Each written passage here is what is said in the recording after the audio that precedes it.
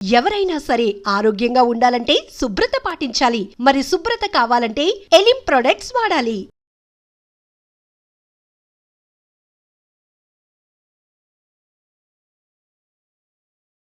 Hi hello నమస్తే welcome back to our channel. నేను మీ Vaishu. Anger management ఎంతవరకు ఇంపార్టెంట్ అంటే ఎవరికి ఇంపార్టెంట్ అనాలంటే ప్రతి ఒక్కరికి ఏమో అనుకుంటున్నాను యాక్చువల్లీ.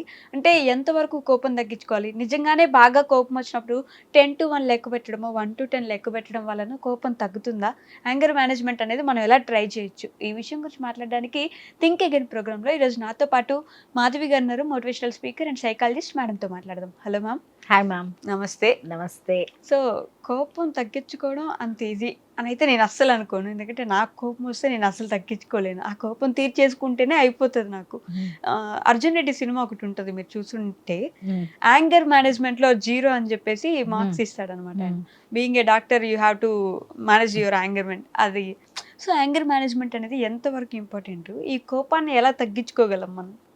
యాంగర్ మేనేజ్మెంట్ అందరికీ అవసరమే. బికాస్ మనిషికి నవరసాలు అంటాం కదా.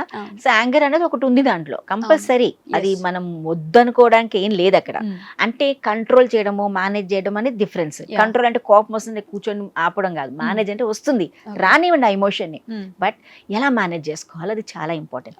వన్ థింగ్ మేడం, యాంగర్ వచ్చాక పక్క వాడికి ఏ నష్టం జరగదు, నష్టం జరిగేది మనకే.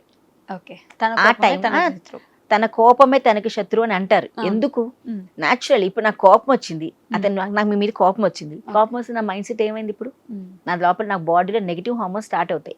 నేను ఏ పని చేసినా నాకు కోపంగానే చేస్తా. ఏ పని చేసినా నాకు దాని మీద ఇంట్రెస్ట్ ఉండదు, ఎందుకంటే నాకు మీ మీద కోపం ఉంది కాబట్టి. దీనివల్ల మీకేం ఎఫెక్ట్ అయింది? మీరు హ్యాపీగా మీ పని చేసుకుంటూ వెళ్ళిపోతున్నారు, మీకేం చేంజెస్ రావట్లేదు.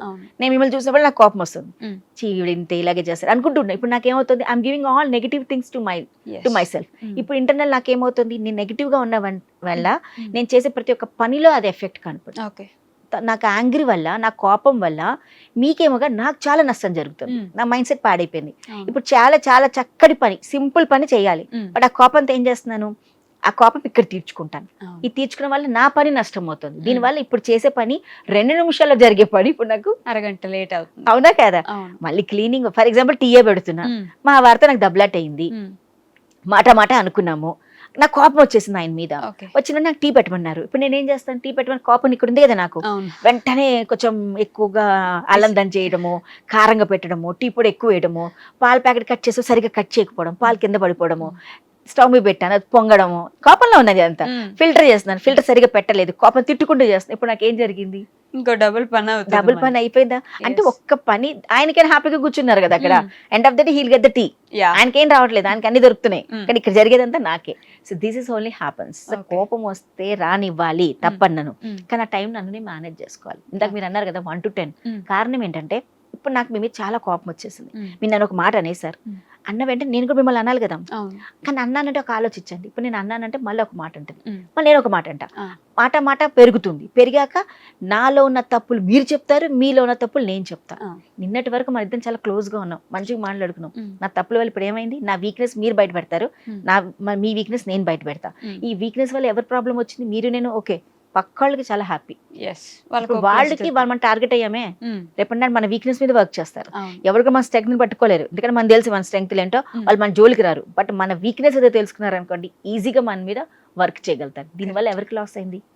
మనకే లాస్ అయింది. సో యాంగర్ మేనేజ్మెంట్ అలాంటప్పుడు సరే కోపం వచ్చింది, కాసేపు కూల్, మీరు తిట్టిన వెంటనే ఇప్పుడు నాకు అవసరమా ఇది అన్నారు కదా, అన్ని చాలా ఏదో ప్రాబ్లంలో ఉంది అనింది, ఓకే లెట్ బి కామ్.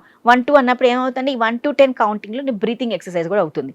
అంటే when you take breathe 1 2 and 10 అన్నాక అప్పుడున్నంత కోపం ఇప్పుడు తగ్గిపోతుంది. Because your mind starting program start అవుతుంది లోపల.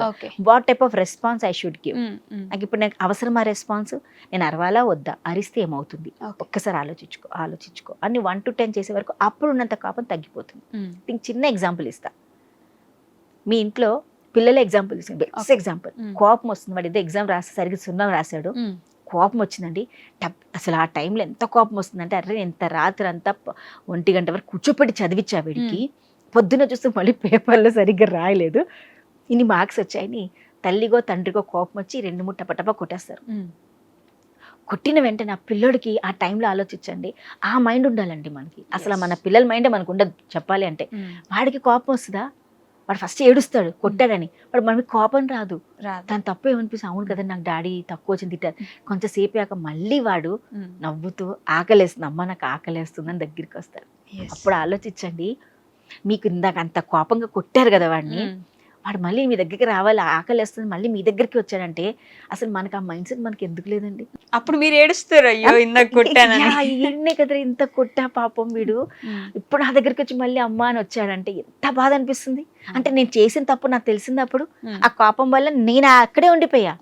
బట్ ఆ పిల్లోడు మన పిల్లోడు ఆ టైం మర్చిపోయి మళ్ళీ మన దగ్గరికి వచ్చాడు. అంటే ఆ పిల్లోడు మనస్తత్వం మనకు ఉండాలంటున్నా. అంటే ఆ కోపం వస్తుంది, వచ్చిన వెంటనే అదే రూపం పేరెంట్ గా మనం తయారైపోతాం. అంటే మనలోనే 3 రకాల గ్రూప్స్ ఉంటాయి. అంటే ఒక అడల్ట్ గా ఆలోచించాలి, ఒక పేరెంట్ గా ఆలోచించాలి, ఒక చైల్డ్ గా ఆలోచించాలి.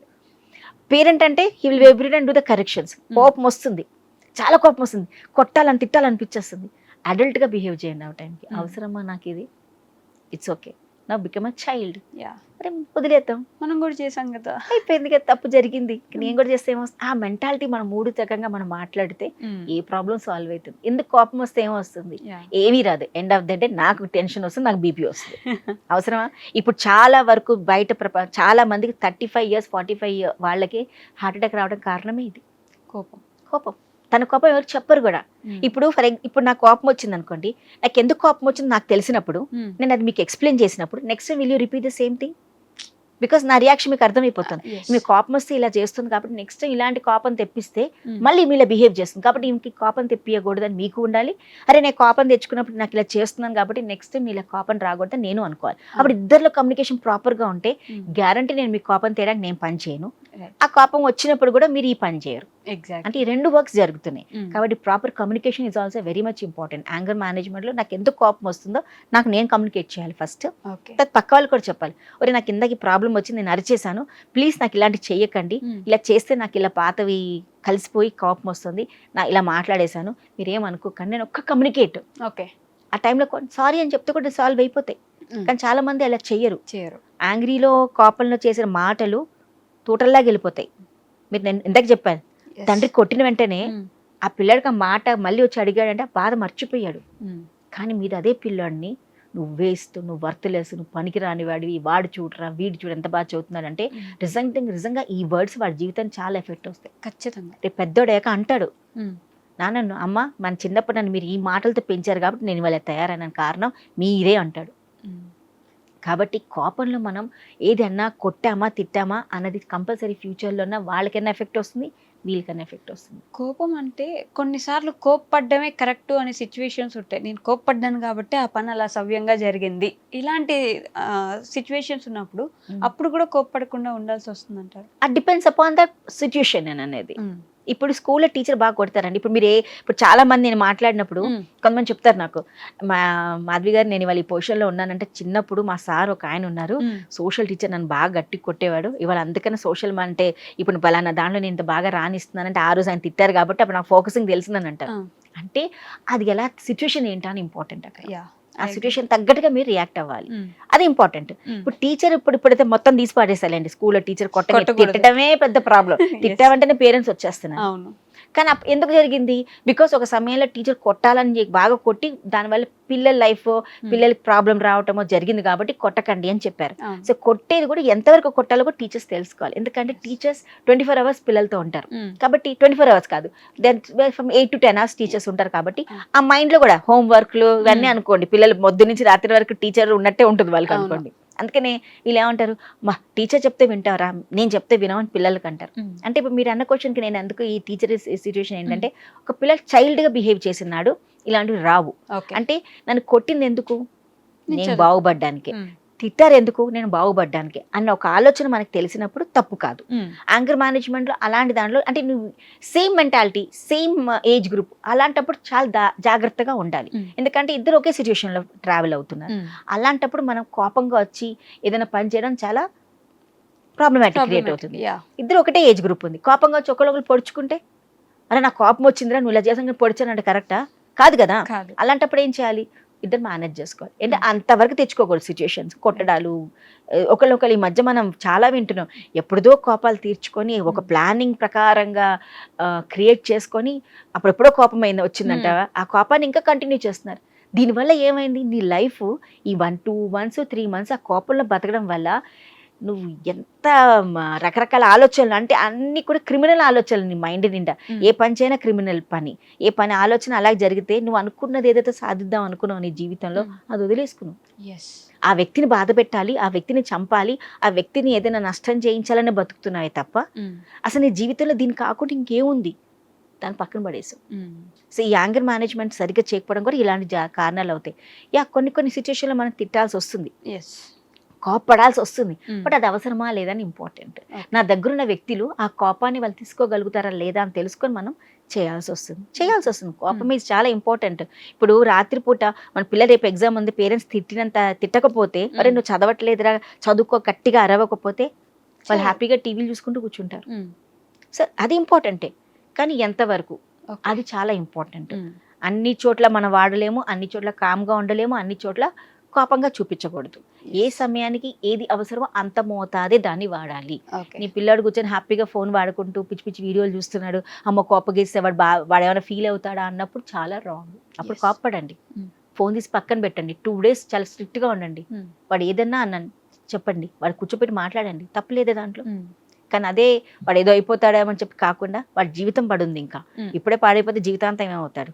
కానీ చెప్పే విధానం మార్చుకోండి. కోపంగా ఉన్నప్పుడు కూడా వాడిని హర్ట్ చేయకుండా వాడికి ఎలా చెప్తే బాగుంటుంది, going in his own way. అదే అంటాం, పిల్లలు ఎక్కడో కారు, వాళ్ళు మన రూపాలే కాబట్టి మనం ఏం చేసామని చిన్నప్పుడు వాళ్ళు కూడా అదే చేస్తూ ఉంటారు. ఒక్కసారి చూడండి, నేను చిన్నప్పుడు నేను ఈ సిచ్యువేషన్లో ఉంటే నేను ఏం చేసి ఉండొచ్చు, నేను ఏం కోరుకున్నాను, మా పేరెంట్స్ ఏం చేస్తే బాగుంటుందని నేను అనుకున్నాను, అది నా పిల్లలతో నేను చేశాను అనుకో, హ్యాపీయే కదా. పిల్లలు ఆర్ నథింగ్ ఎల్స్. మనం అప్పుడు ఏమనుకున్నా, మనం ఏం ఎక్స్పెక్ట్ చేసాం మన పేరెంట్స్ నుంచి, సేమ్ ఎక్స్పెక్టేషన్స్ వాళ్ళకి ఇవ్వండి, కనుక్కోండి వాళ్ళకి ఎక్స్పెక్టేషన్స్ ఏంటో. సో ఇలాంటి మీరు చేసినప్పుడు జరుగుతాయి. సో కోపపడడం తప్పు అని నేను అన్ను, కోపం ఉండాలి కానీ దాన్ని మేనేజ్ చేసుకోవాలి.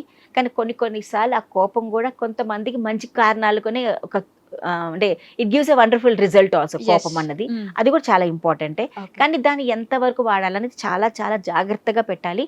ఆ కోపం వల్ల నాకు నష్టం జరుగుతుందంటే go for breathing exercise, take a com, take a break. ఆ టైంలో నుంచి బయటికి వెళ్ళిపోండి. ఇంట్లో సిచ్యువేషన్ పెద్దగా గొడవలు అవుతుంటాయి వైఫ్ అండ్ హస్బెండ్లో, అప్పుడు ఆ పెద్ద కోపం వచ్చి కొట్టేసుకుని తిట్టేసుకునే బదులు ఏమవుతుంది, మీ పిల్లలు అబ్జర్వ్ చేస్తున్నారు, అది మీ ఇద్దరికి ప్రాబ్లమ్స్ వస్తాయి. అదే టైంలో హస్బెండ్ వైఫ్ కూల్ అయిపోతే, అయితే వాళ్ళిద్దరు బయటకు వెళ్ళిపోవడం ఏదో కూడా చేయొచ్చు. ఇప్పుడు అలా అని చెప్పేసి మా వారు అంటుంటే నేను బయటికి వెళ్ళిపోయానండి, ఆయన ఏమనుకుంటాడు, చూసాను ఎంత మాట్లాడుతున్నది బయటికి వెళ్ళిపోయింది ఏంట, అలా కాకుండా just this is a solution, దీనికి ఇది ప్రాబ్లంగా ఉంది, టేక్ అ బ్రేక్ అని చెప్పి ఇద్దరు అనుకోను, లేకపోతే ఏం కామ్గా ఉండో కాసేపు ఆ సిచ్యువేషన్ చెల్లగా బయటికి వెళ్ళి వచ్చింది అనుకోండి, అయిపోయింది. That's management skills. అవి మనం చేసుకోవచ్చు. అక్కడ ఆయన ముందు ఎదురుకుండా ఉండి తిట్టుకునే బదులు just move of that space. Guarantee ఆ టైంలో ఆయన కూడా కొంచెం కోపం తగ్గిపోతుంది, అది ఈవిడ కూడా ఆయన మీద కోపం తగ్గుతుంది. So these things we can plan it out. అంతే తప్ప ప్రతిదానికి సొల్యూషన్ కాదు, ప్రతిదానికి ప్రాబ్లమాటిక్ కాదు ఇది ఈ యాంగ్రీ అనేది. సమయం అనుకూలంగా ఆ పర్టికులర్ సిచ్యువేషన్లో ఏది ఇంపార్టెంటో మనం ఆలోచించాలి. బికాస్ మనకు బ్రెయిన్ ఉందండి, ఆలోచించగలం, కానీ కోపం వల్ల దాన్ని మూసేస్తున్నాం. కానీ అది ఒక్కసారి మనం ఎప్పుడు చేయాలని తెలుసుకుంటే we can do anything. Okay ma'am, thank you so much.